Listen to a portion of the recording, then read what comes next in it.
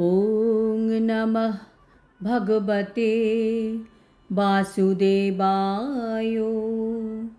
শ্রীমদ্ ভগবদ গীতা একাদশ অধ্যায় বিশ্বরূপ দর্শন যোগ। হরে কৃষ্ণ। আজ আমরা বিশ্বরূপ দর্শন যোগের 14 নম্বর শ্লোকটি শুনব। ততঃ স বিস্ময়াবিষ্টো হৃষ্টরৌমা ধনঞ্জয়ঃ প্রণম্য সশিরসা দেবং কৃতাঞ্জলিঃ অভাষত। অনুবাদ: তারপর অর্জুন বিস্ময়ান্বিত ও রোমাঞ্চিত হয়ে এবং অবনত মস্তকে ভগবানকে প্রণাম করে করজোড়ে বলতে লাগলেন। তাৎপর্য: এই দিব্য দর্শনের প্রভাবে ভগবান শ্রীকৃষ্ণ ও অর্জুনের মধ্যে সম্পর্কের আকস্মিক পরিবর্তন হয়। আগে অর্জুন শ্রীকৃষ্ণকে নিজের সখা বা বন্ধু হিসাবে ভাবতেন। তিনি ভাবতেন কৃষ্ণের সাথে যা মনের ইচ্ছা সব কথা বলা যায় এবং সব রকম ব্যবহারও করা যায়।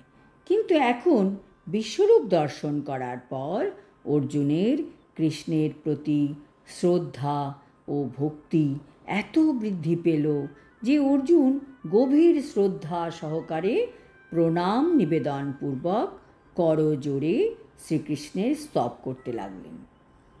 তিনি বিশ্বরূপের স্তুতি করতে লাগলেন। এইভাবে ভগবানের সঙ্গে অর্জুনের সম্পর্ক সখ্য রসের পরিবর্তে অদ্ভুত রসে পরিণত হল। যারা মহাভাগবত হন তারা শ্রীকৃষ্ণকে সমস্ত সম্পর্কের আধার রূপে দর্শন করেন। শাস্ত্রে যে 12টি রসের কথা বলা আছে তার সব কয়টি শ্রীকৃষ্ণের মধ্যে বিদ্যমান। জীবের মধ্যে, দেবতাদের মধ্যে এবং ভগবানের সঙ্গে তার ভক্তদের মধ্যে যে যে রসের আদান প্রদান হয়, শ্রীকৃষ্ণ হচ্ছেন সেই সমস্ত রসের অম্বুধি স্বরূপ। অর্জুন আগে কখনো ভাবতে পারেননি কৃষ্ণের এত ক্ষমতা। কৃষ্ণকে তিনি নিজের সখা বলে ভেবেছিলেন।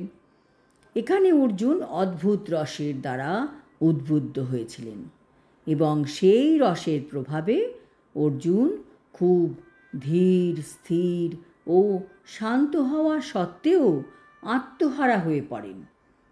তাই তিনি রোমাঞ্চিত হয়ে কৃতাঞ্জলি পুটে বারবার ভগবানকে প্রণাম করতে থাকেন। অর্জুন অবশ্যই ভীত হননি। তিনি পরমেশ্বর ভগবানের অত্যাশ্চর্য ঐশ্বর্য দর্শনে বিস্ময়ান্বিত হয়েছিলেন। অর্জুনের তাৎক্ষণিক অভিব্যক্তি ছিল বিস্ময়। ভগবানের প্রতি তার স্বাভাবিক সখ্যভাব বিস্ময়ের দ্বারা আচ্ছাদিত হয়ে পড়ে এবং তাই তিনি এই রকম আচরণ করেছিলেন। আজ এই পর্যন্ত। আগামী শ্লোকে অর্জুন বিশ্বরূপে কি দর্শন করা শুরু করলেন তার ব্যাপারে বিবরণ দেবেন। হরি ওম তৎসৎ। হরে কৃষ্ণ।